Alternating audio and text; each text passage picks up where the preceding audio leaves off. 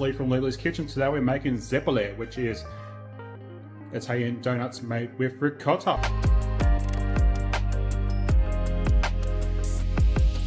Hey guys, my name is Lee from Lily's Kitchen. Today we're making Zeppole, which is an Italian donut which uses the main ingredient as ricotta. So as you know, I make ricotta out of my leftover milk.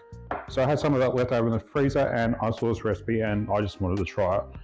And I think it's just going to turn out amazing. This is my first time trying it, so we'll see how it all goes. So ingredients, so I'm making a full recipe today and it's some really simple ingredients that you probably already got in your fridge or in your pantry. So you're going to need a cup of all-purpose flour, 2 teaspoons of baking powder, 1/2 teaspoons of sugar, pinch of salt, 2 eggs, a cup of ricotta. This is a little bit more than a cup, but I think it should be more than fine. 1/2 teaspoon of vanilla, but you know how we measure that. And then also you're gonna need oil for deep frying, so neutral oil. I'm gonna be using my deep fryer, which has rice bran oil in it. And then also you're just gonna need some confection sugar too. So this batter actually goes really fast. So the first thing we're gonna do is actually set up the deep fryer. So we're gonna set that up and heat that up to 190 degrees. Now, because I use rice bran oils, it's a little bit darker than other oils, so I tend to cook my products in it a little bit more less, so I'll be cooking it at about 175.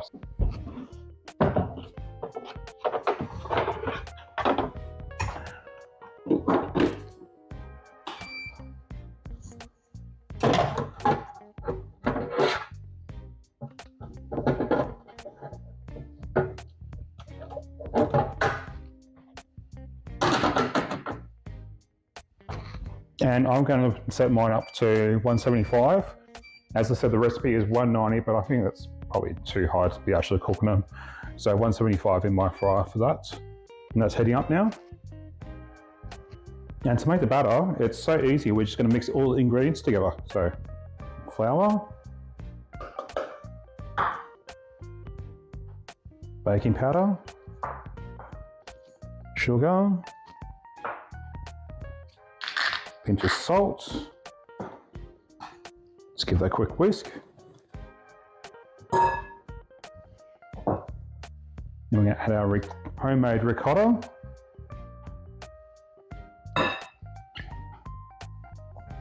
It was in a freezer, so it is a little bit crumbly.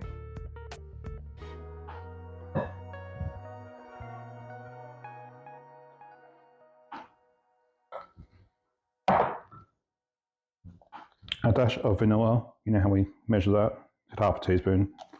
Put what you want. And then our 2 eggs.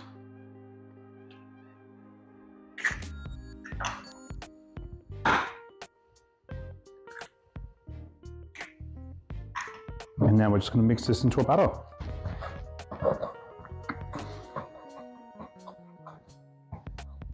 I've just changed to a spoon because it was just all getting caught up in the actual whisk there.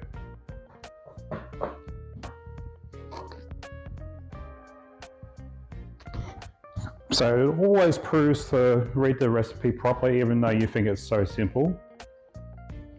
So it turns out we're actually meant to put all these ingredients into a pot and actually just simmer over a low heat until it's a really sticky dough. So let's do it now.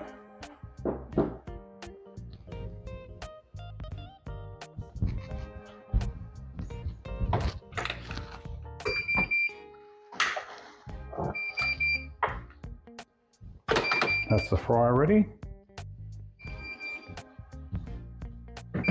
So it's supposed to actually heat this over a low heat until the batter it's turned to like a sticky batter. So we're just going to wait for that now.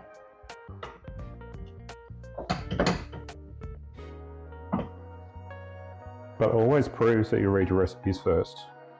I've never done this and I thought it was just going to be done your dough, drop it in the oil.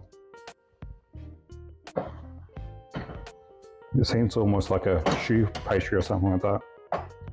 All right, that looks about it now. Let's get this into a piping bag. So my way to get into a piping bag, grab yourself a nice wide mason jar, grab your piping bag, and just pop it over. This one's actually brand new.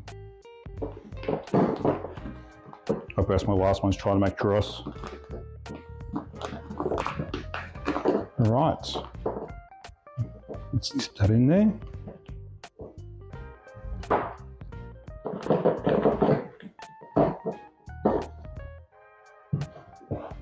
Probably two patches of this. And like that.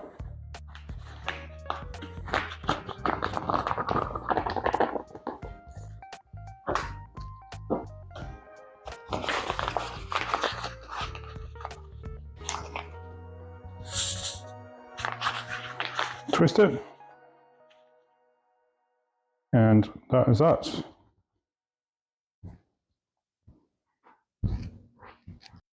All right, so now we're ready to fry. I'm going to turn my range hood on, so it is going to be a bit noisy.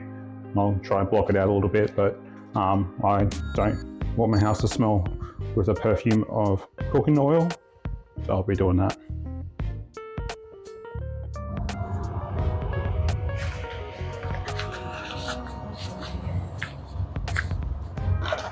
So all I'm going to do is I'm going to twist the piping bag, and then as they drop into the oil, I'm just going to snip them off, like so. And I'll do it till I have the basket full.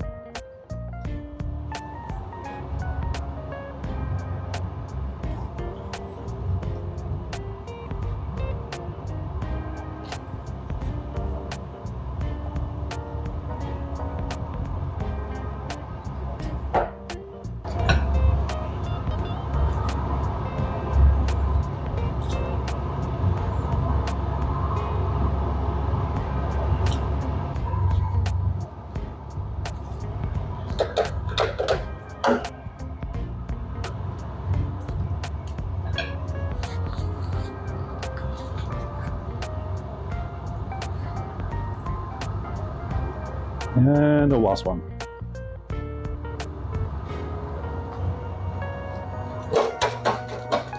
Now we're just going to fry these till a golden brown.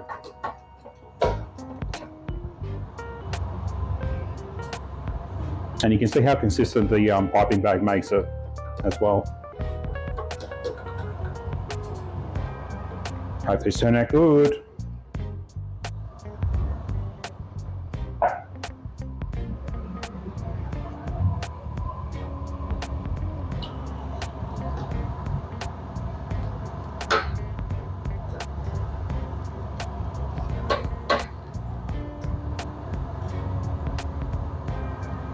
And I think I did the right thing, turn the oil down. I think 190 that would have just been instantly cooked with even being able to turn them over or anything like that.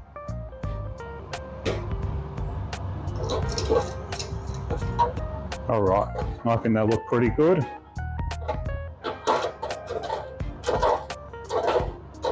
Let's get them on paper towel. And let's get the second batch done. Right, let's get some icing sugar on these. Powdered sugar. And this is how they're traditionally served. Some places do fill them, so you could do custard or Nutella or something like that. All right, here they are. Let's see how they are.